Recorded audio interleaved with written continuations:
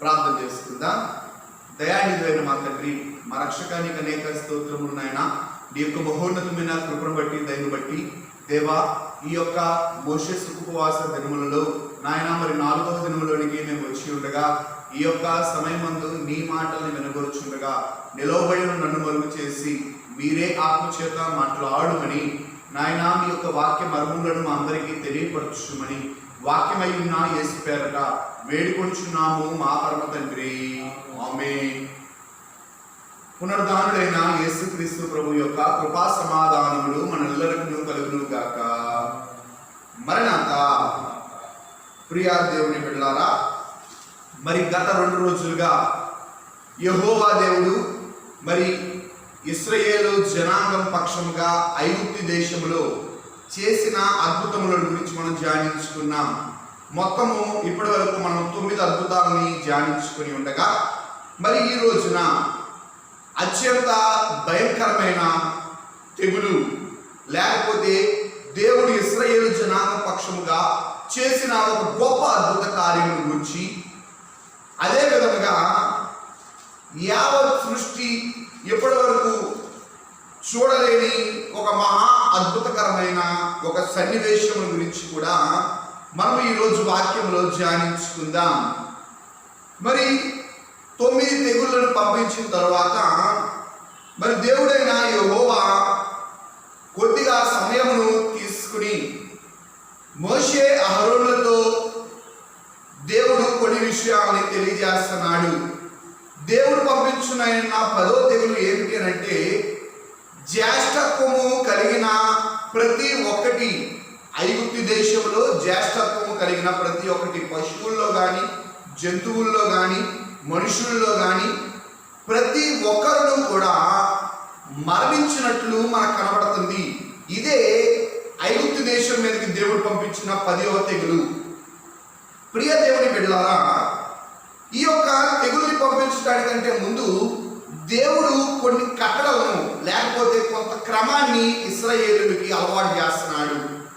నిర్గమాకాండము 12వ అధ్యాయంలో మరి మనం చదువుకుంటే 2వ వచనంలో, నిర్గమాకాండము 12వ అధ్యాయము 2వ వచనాన్ని చదువుకుందాం.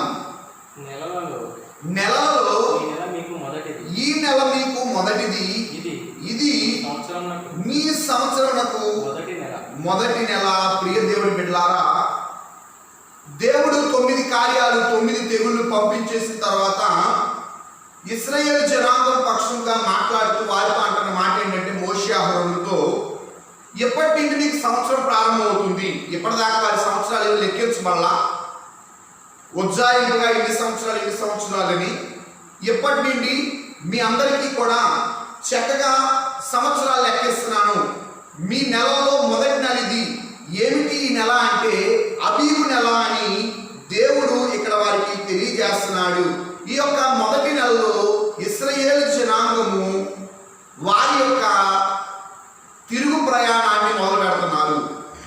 మన ఈ యొక్క గ్రంథానికి, పుస్తకానికి పేరు నిర్గమము, అంటే బయటికి వెళ్ళటం. బయటికి వెళ్ళటం అన్నది ఈ 12వ అధ్యాయం నుండి ప్రారంభమవుతుందండి. ఇప్పటి వరకు కూడా బయటికి వెళ్ళడానికి కావలసిన ప్రయత్నాలన్నీ మనకు కనబడుతున్నాయి. మరి ఈ యొక్క 12వ అధ్యాయంలో చివరి ప్రయత్నం, యుద్ధము యెహోవాదే అని మనం అందరూ ఎట్లా అయితే చక్కగా పాట పాడుకుంటామో, ఈ సమయాన్న దేవుడే యుద్ధానికి దిగొచ్చాడు. ఈ 10వ తెగులు ఏంటంటే దేవుడు యుద్ధం చేసే తెగులు ఇదే. దేవుడు మోషే అహరోనులతో తెలియజేస్తూ, నేను మిమ్మల్ని ఇట్లాంటి ఆపత్కర పరిస్థితుల్లో నేను బయట పారవేస్తున్నాను కనుక మీరందరూ కూడా ఒక పండగను ఆచరించాలి. ఏమిటా పండగ అంటే పస్కా పండుగ. ఈ పస్కా పండుగని ఎలా ఆచరించాలి అన్నది ఇశ్రాయేలు జనాంగానికి దేవుడు తెలియజేశాడు. మరి ఇశ్రాయేలు జనాంగానికి దేవుడు తెలియజేస్తూ ఈ పండుగ యొక్క ప్రాముఖ్యతను చెబుతూ మొదటి నెల 15వ దినాన 14, 15, 2 దినాల్లో వీరి యొక్క పండుగని ఆచరించమని దేవుడు వారికి తెలియపరిచినట్టు మనకు కనబడుతుంది. ప్రియ దేవుని బిడ్డలారా, 12వ అధ్యాయము 7వ వచనంలో చదువుకుంటే, ఈ నెల చూడండి 14వ దినం వరకు, అంటే 1వ దినము మొదలైందని మొదటి దేవుడు చెప్పాడు. తర్వాత 14వ రోజు వరకు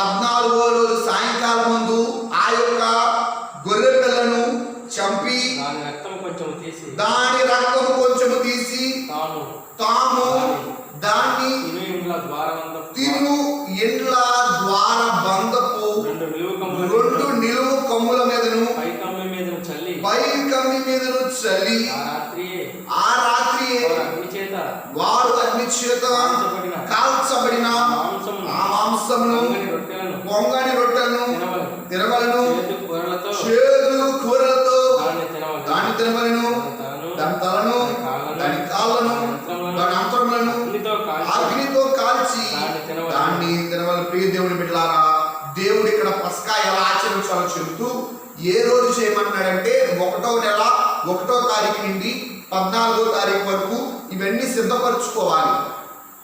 పస్కా కావాల్సినవన్నీ 14వ రోజు సాయంత్రం ఏం చేయాలని చెప్తాడంటే ఆ గొర్రె పిల్లను చంపి ఆ గొర్రె పిల్ల యొక్క రక్తాన్ని తీసుకుని మీరందరూ ఏం చేయండి అంటే అడ్డ కొమ్ముల మీదను నిలువు కొమ్ముల మీద చల్లండి, మాంసాన్ని కాల్చండి, ఆ రోజు పొంగని రొట్టెలు చేసుకుని చేదుకోవడంతో దాన్ని భుజించండి.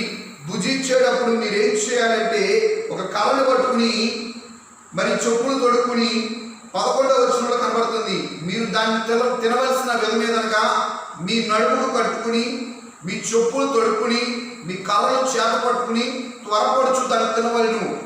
ఫాస్ట్గా తినాలి. మీరు ఎలా తినాలంటే మీ నడుముకి కట్టుకుని అదే విధంగా చేతిలో కర్రలు పట్టుకుని చెప్పులు తొడుక్కుని ఈ యొక్క పస్కాన్ని తిని ఏం చేయమంటున్నాడంటే 12వ వచనంలో దేవుడు చెప్తున్నాడు, మిమ్మల్ని ఎందుకని నేను రక్తం జలమంటున్నానంటే మీ ఇండ్ల మీద ఆ రోజు రాత్రి ఏమైందో చూడండి.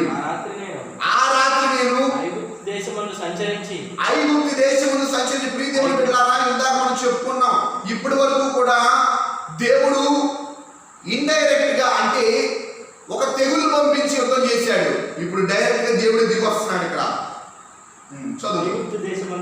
ఐగుప్తు దేశమందలి మనుషుల్లోనే గాని జంతువుల్లోనే గాని తొలి సంతతి అంతయు హతము చేసి ఐగుప్తు దేవతలందరికీ తీర్పు తీర్చెదను నేను యెహోవాను. ప్రియ దేవుని బిడ్డలారా, ఇప్పటి వరకు మనం 9 తెగుల్లో ఐగుప్తు దేవుళ్ళ గురించి దేవతల గురించి ఎందుకు చెప్పుకున్నామో మీ అందరికీ అర్థమై ఉండొచ్చు. దేవుడు ఐగుప్తు దేవుళ్ళకి దేవతలందరికీ కూడా తీర్పు తీర్చాలని, వారు ఆయన కంటే గొప్పవారు కాదని తెలియపరచడం కోసం ఆయన 10వ తెగులకి ఆయన దిగొచ్చాడు. అంటే ఎప్పటి వరకు మనం చెప్పుకున్న అందరి దేవుళ్ళకి ఇప్పుడు ఒక శిరశ్ఛేదన. ఇప్పుడు మనందరము చూస్తూ ఉండగానే ఇశ్రాయేలు జనాంగ పక్షంగా దేవుడు వ్యాజ్యమాడుతూ ఎవరి యొక్క ఇండ్ల మీద అయితే ఈ రక్తము ఈ యొక్క చల్లి ఉందో ఆ ఇండ్లను విడిచిపెట్టి ఆ రాత్రి ప్రియ దేవుని బిడ్డలారా ఐగుప్తు సంతతి అంతటిని తొలి సంతతి జంతువుల్ని కానీ మనుషుల్ని కానీ పశువుల్ని కానీ ప్రతి ఒక్కటి కూడా దేవుడైన యెహోవా హతం చేసినట్లుగా మనకి వాక్యం తెలియజేస్తుంది. ఎందుకని ఆయన హతం చేశాడు? మనం నిర్గమాకాండము 1వ అధ్యాయంలో చదువుకున్నట్లయితే అక్కడ మనకు ఒక మాట కనబడుతుంది. నిర్గమాకాండము 1వ అధ్యాయము 22వ వచనాన్ని చదువుకుందాం. ఒక కుమారుని కనినప్పుడు మోషే నేను అన్ని దేశంలో పరదేశినై ఉంటుననుకొని 1వ అధ్యాయము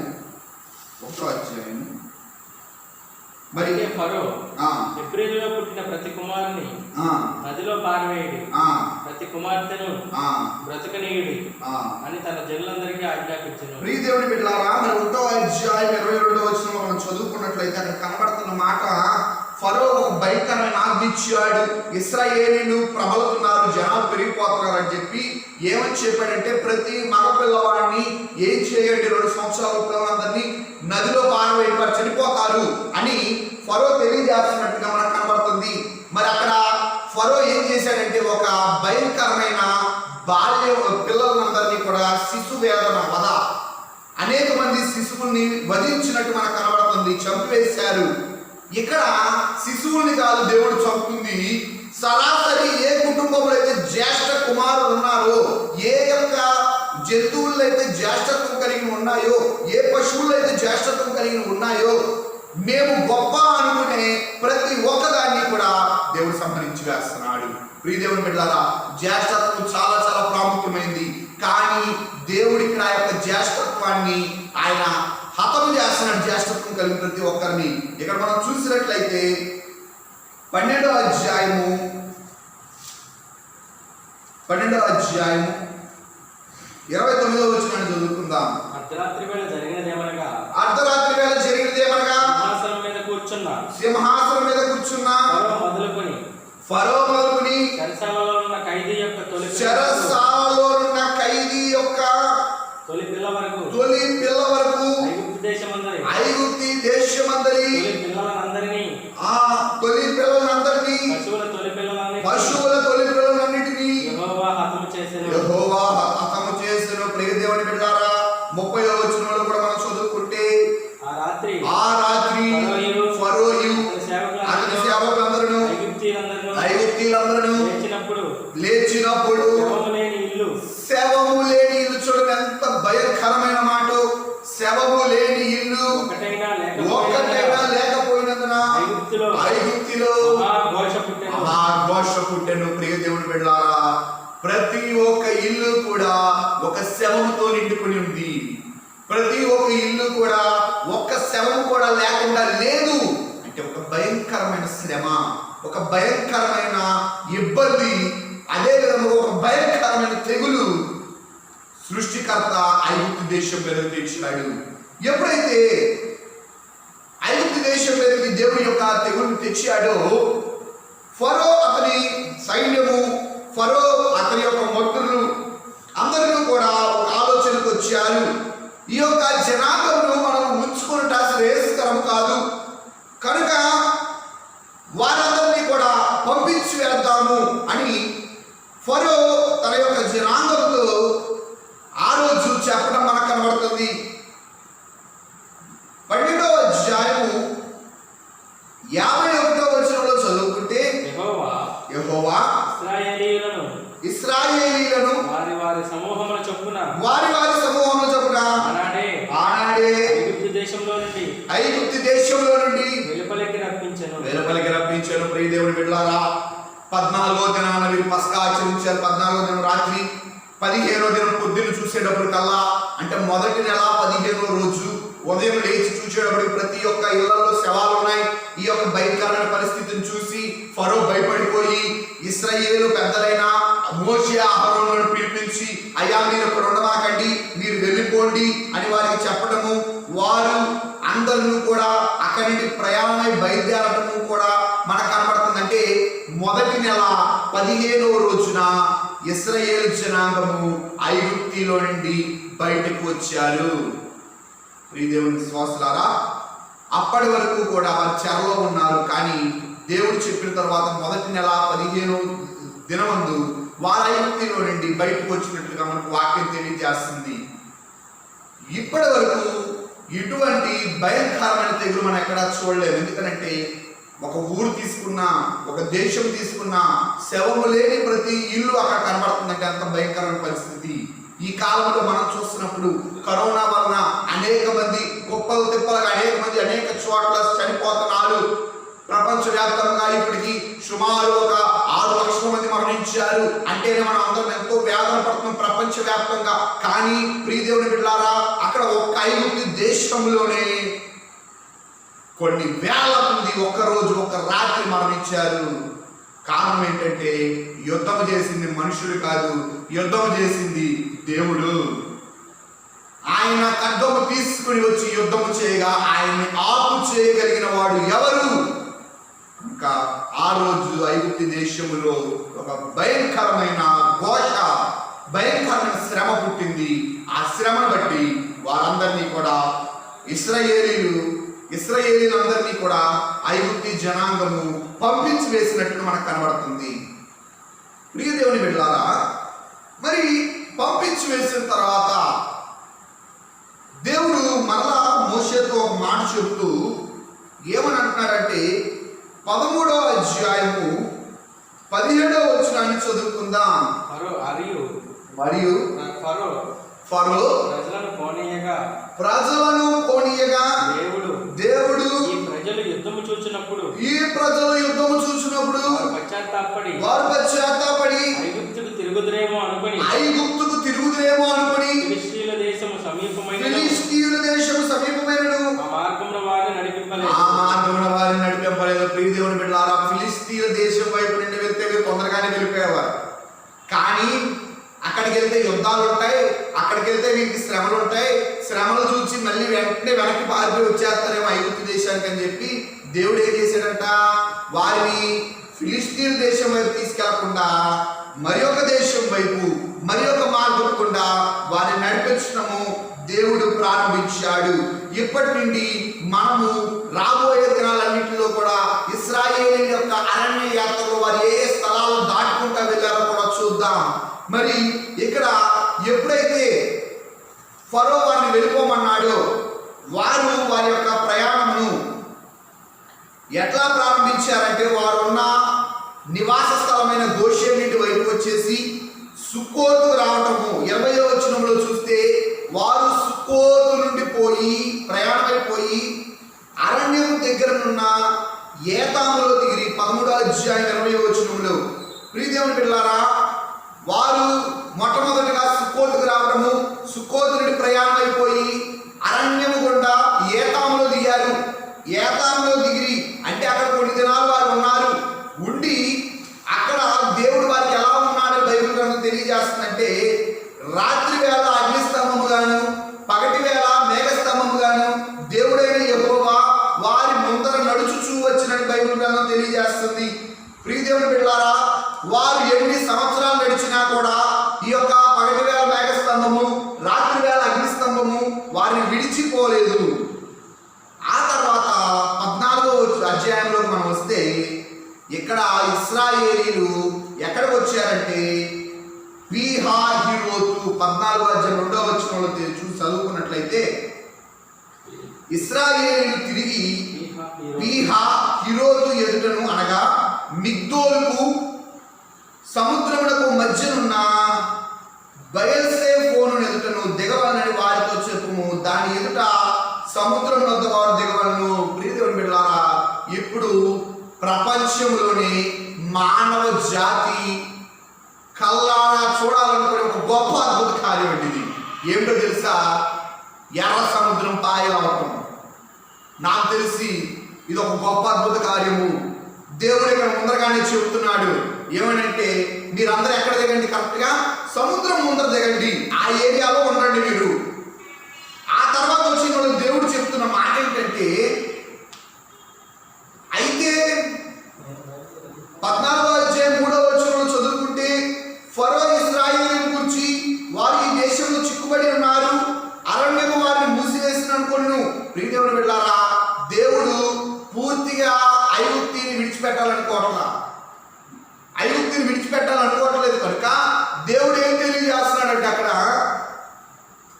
నేను ఫరో హృదయం కఠినపరిచను 14వ అధ్యాయం 4వ వచనంలో చదువుకుంటే, అయితే నేను ఫరో హృదయం కఠినపరిచను, అతడు వారిని తరుమగా నేను ఫరో వలన అతని సమస్త సేనల వలన దేవుని బిడ్డలారా, దేవుడికి మహిమ కలుగును గాక.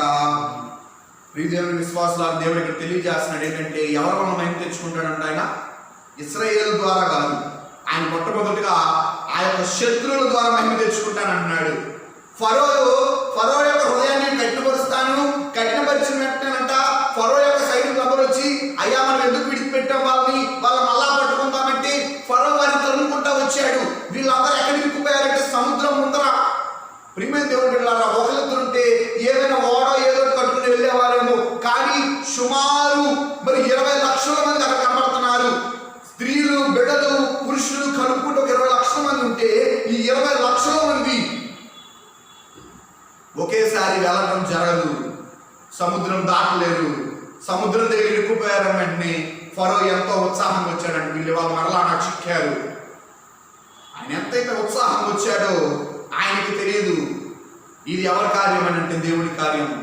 ప్రియదేవుని బిడ్డలారా, దేవుడు ఇక్కడ ఒక చక్కటి ప్రణాళిక వేశాడు. ఫరోని అతని సైన్యాన్ని మరి ఆ యొక్క ఎర్ర సముద్రంలో ముంచివేయటానికి, అదే విధముగా వారి ద్వారా తాను ఘనత పొందుట కొరకు, తన జనుల యొక్క తన గొప్ప దేవుడిని నిరూపించుకున్న కొరకు దేవుడు ఇక్కడ చేసిన ఒక గొప్ప అద్భుత కార్యం ఏంటంటే ఫరో అతని సైన్యం వెనకాల వస్తున్నారు.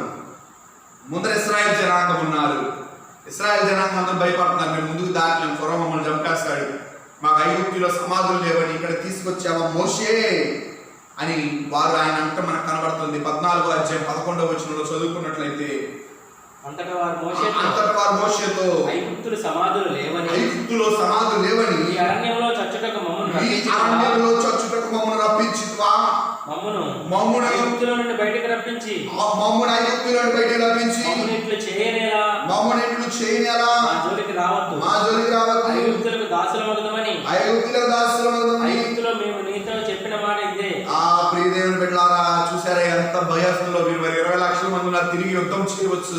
లేకపోతే దావీదు ఏ విధంగా అయితే నా దేవుడు నా పక్షంగా ఉన్నాడు, నేను పోరాడతాను అనొచ్చు.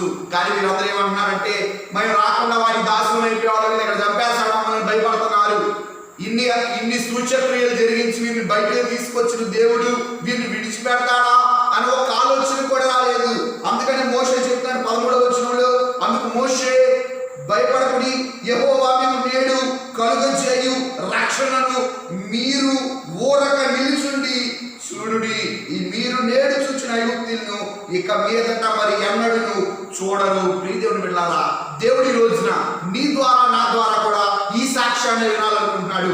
ఎన్ని శ్రమలు వచ్చినా ఎన్ని ఇబ్బందులు వచ్చినా నా యొక్క దేవుడు జరిగించే కార్యాన్ని నేను నిలబడి చూడగలగాలి.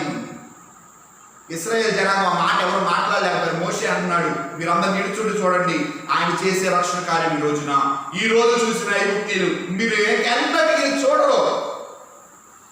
అప్పుడు యెహోవా మోషేతో చెప్తున్నాడు 15వ వచనంలో, అంతలో యెహోవా మోషేతో నీ వేళ నాకు మొరపెట్టుచున్నావు, సాగిపోవుడి అని ఇశ్రాయేలుతో చెప్పుము.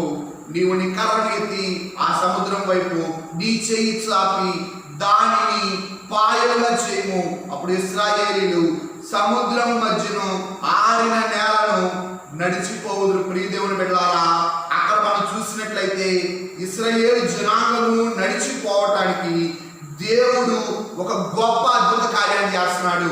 అక్కడంతా ఆ సమయం ముందు ఒక గొప్ప తూర్పు గాలి వచ్చింది.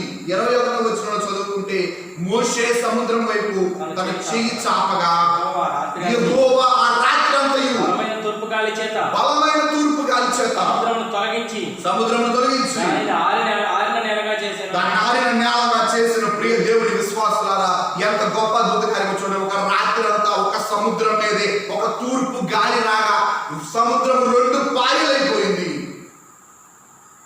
మనం ఎక్కడైనా చూడగలమా? ఇది గొప్ప అద్భుత కార్యమే, ఇది గొప్ప ఆశ్చర్యకార్యమే. కానీ నేను అనుకుంటాను ఇది దేవునికి అలవాటైన పనే కదా. ఎందుకనంటే నీటిని ఆయన విడదీయటానికి కొత్త పని కాదండి. మనం ఆదికాండం 1వ అధ్యాయం చదువుకున్నప్పుడు 1వ అధ్యాయము 6వ వచనాన్ని చదువుకుందాం.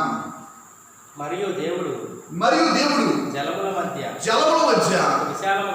ఒక విశాలము కలిగి ఆ జలములను ఈ జలములను వేరుపరచును దాకా అని పలికిన ప్రియ దేవుని బిడ్డలారా, అక్కడ దేవుడు సృష్టిని ప్రారంభించినప్పుడు ఆకాశాన్ని భూమిని వేరుపరచడానికి ఆ జలాన్ని ఈ జలాన్ని దేవుడు ఏం చేశాడంట? వేరుపరిచాడు. ఆకాశాన్ని భూమిని వేరుపరిచిన దేవుడు ఒక సముద్రంలో 2 పాయలు చేయలేడా? ఆయన పెద్ద పని కాదది. కారణం ఏంటంటే ఆయన సృష్టికర్త. ఆయన ఆజ్ఞ ఇవ్వగా తూర్పు గాలి రాగా నీళ్లు మొత్తమును కూడా పక్క నిలబడ్డాయి.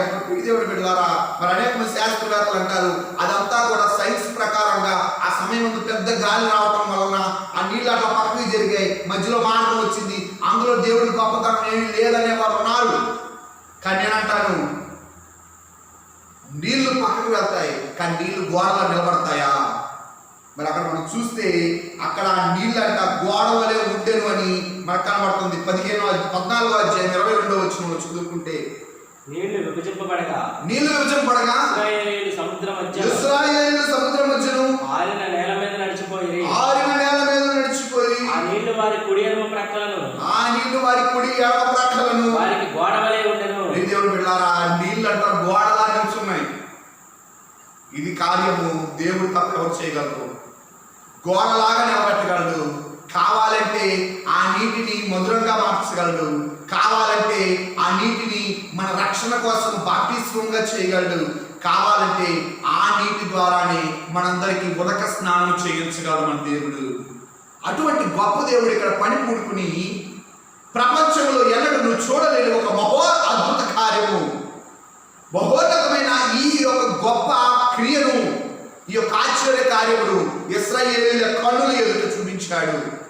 కానీ 6 నెలలు చూసారు ఐగుప్తీయులు కూడా, మేము కూడా వెళ్ళిపోవచ్చు కొందరిలో పరిగెట్టు వస్తున్నారు.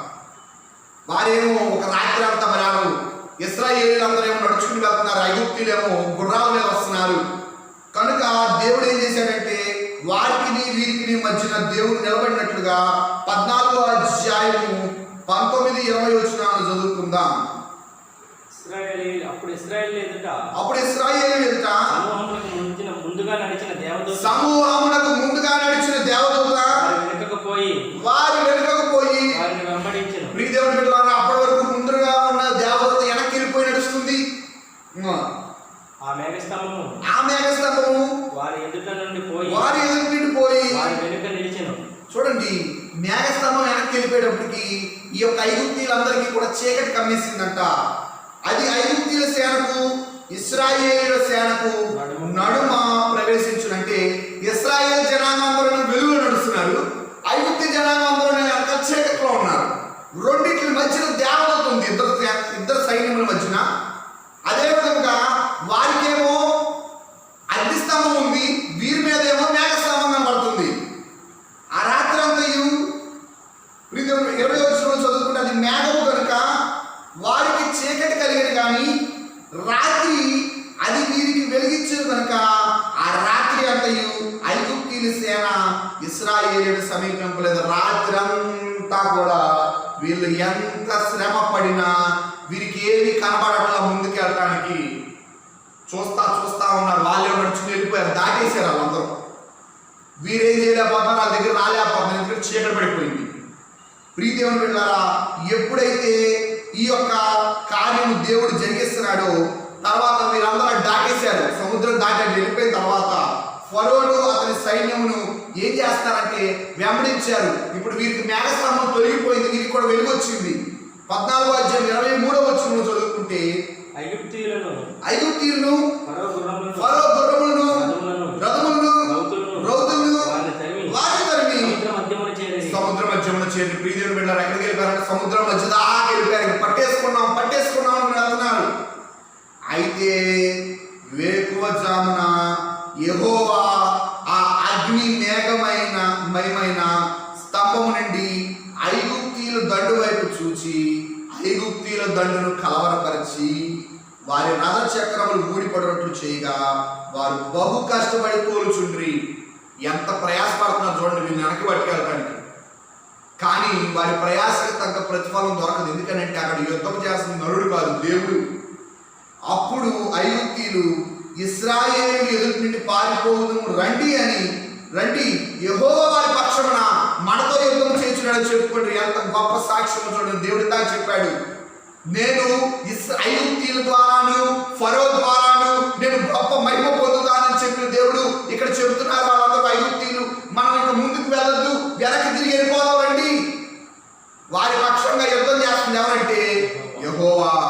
ఎప్పుడైతే వారు వెనక్కి తిరిగి వెళ్దామని ప్రయత్నించారో అంతలో యెహోవా మోషేతో ఐగుప్తీయుల మీదకి వారి రథముల మీదకి వారి రౌతుల మీదకి నీళ్లు తిరిగి వచ్చినట్లు సముద్రం మీద చేయి చాపమన్ను. ప్రియదేవుని బిడ్డలారా, సముద్రం పాయలవడానికి ఒకసారి చేయి చాపమన్నాడు. దాటేసిన తర్వాత మరలా దేవుడు చెప్తున్నాడు మోషే చేయి చాపని. ఎప్పుడైతే మరలా మోషే చేయి చాపాడో ఆ యొక్క సముద్రం అంట మరలా తిరిగి అధిక బలంతో తిరిగి పొర్లిని ఆ యొక్క ఐగుప్తీయులందరూ కూడా ఆ నీళ్ళలో పడి చచ్చిపోయినట్టుగా మనందరికీ కనబడుతుంది. 14వ అధ్యాయము 27వ వచనంలో చదువుకుంటే మోషే సముద్రం మీద తన చెయ్యి చాపగా ప్రొద్దు పొడిచినప్పుడు సముద్రం అధిక బలంతో తిరిగి పొర్లను గనుక ఐగుప్తీయులు అది చూసి వెనకకు పారిపోయి అప్పుడు యెహోవా సముద్రం మధ్యను ఐగుప్తీయులను నాశనము చేసెను. ఆ యొక్క ఫరో యొక్క సైన్యము, రథము, రౌతులు అన్నీ కూడా ఆ యొక్క ఎర్ర సముద్రంలో మరణించినట్లుగా, చనిపోయినట్లుగా మనకి ఈ రోజు కూడా ఆర్కియాలజిస్ట్ అంటే పురావస్తు శాఖలు కూడా చెబుతూ ఉంటారు. ఎర్ర సముద్రంలో కొన్ని వేల సంవత్సరాల పూర్వము యుద్ధములో చనిపోయిన ఆ యొక్క కళేబారములు, లేకపోతే ఆ యొక్క గుర్రపు బండ్లు కూడా మనకి ఈ మ్యూజియంలో కనబడతా ఉంటాయి. వారందరూ చెప్పే గొప్ప సాక్ష్యము, ఎర్ర సముద్రం పాయలైంది, ఇశ్రాయేలు దాని నడుము దాటిపోయారు, ఐగుప్తీయులు అందులో చనిపోయారు. ప్రియదేవుని బిడ్డలారా, ఎప్పుడైతే దేవుడు వారి మధ్య నిలవబడి యుద్ధం చేశాడో ఆ యుద్ధమును గెలవగలిగిన శక్తి ఏ మానవుడికి కూడా లేదు. ఫరో తను గొప్పవాడనుకున్నా, తన హృదయాన్ని కఠినపరుచుకున్నా, తాను తన ఇశ్రాయేలు జనాంగాన్ని కాపాడుకోవటానికి, వాళ్ళని దాసులుగా ఉంచుకోవడానికి ఎన్ని ప్రయత్నాలు చేసినా ఇశ్రాయేలు యొక్క మొరం దేవుడు ఉన్నాడు. ఈ రోజున లోకం మనల్ని పట్టుకోవాలనుకున్నా, లోకం మనందరినీ తన యొక్క కనుసైగల్లో ఉంచుకోవాలనుకున్నా, మనం కూడా బలంగా ప్రార్థన చేస్తే మన మొరను కూడా దేవుడు విని నీనా మనందరి పక్షంగా దేవుడు ఇటువంటి అద్భుత కార్యంలో జరిగించి ఏ విధంగా ఇశ్రాయేలు జనాంగమును ఆ యొక్క శ్రమల నుండి, ఇబ్బందుల నుండి బయటకు పారవేసిన దేవుడు నిన్ను నన్ను కూడా ఈ యొక్క లోకములోని శ్రమలు, లోకములోని ఆశ్చర్యం నుండి విడుదల దయచేసి తన యొక్క మహిమ మేఘములోనికి ఆయత్తపరుచుకును గాక. ప్రార్థన చేసుకుందాం. మహోన్నతుడా, మహాగణుడా, నీ యొక్క గణనామానికి వేలాది స్తుతులు చెల్లించున్నాము. ఈ రోజున దేవా, మేము మీరు కలుగజేసిన ఒక భయంకరమైన తెగులును గురించి యావత్ ప్రపంచము చూడాలి అనుకునే ఒక గొప్ప అద్భుత కార్యం గురించి మేము ధ్యానించుకుని ఉండగా మీరు మాతో మాట్లాడి ఉన్నారు. మా పక్షముగా, మా సంఘబిడ్డల పక్షముగా, అందరి పక్షముగా, క్రైస్తవ విశ్వాసులందరి పక్షముగా కూడా మీరు ఇటువంటి అద్భుత కార్యములను ఈ యొక్క కాలంలో జరిగించి లోకము చూస్తూ ఉండగా ఏ విధముగా అయితే ఇశ్రాయేలు జనాంగము ఐగుప్తీయులు చూస్తూ ఉండగా సముద్రం దాటి వెళ్ళిపోయారు, మేము కూడా లోకము, పాపులు, నాయన నాశనకరమైన తెగుళ్ళు మమ్మల్ని చూస్తూ ఉండగా నీ యొక్క రాకలలోనికి ఆయత్తపరచబడగల ధన్యత మాకెల్లరికీ మీరు అనుగ్రహించమని, ఆశీర్వదించమని యేసు అతి శ్రేష్ఠ నామములో వేడుకొంచున్నాం మా పరమ తండ్రి. అందరికీ మరణాత.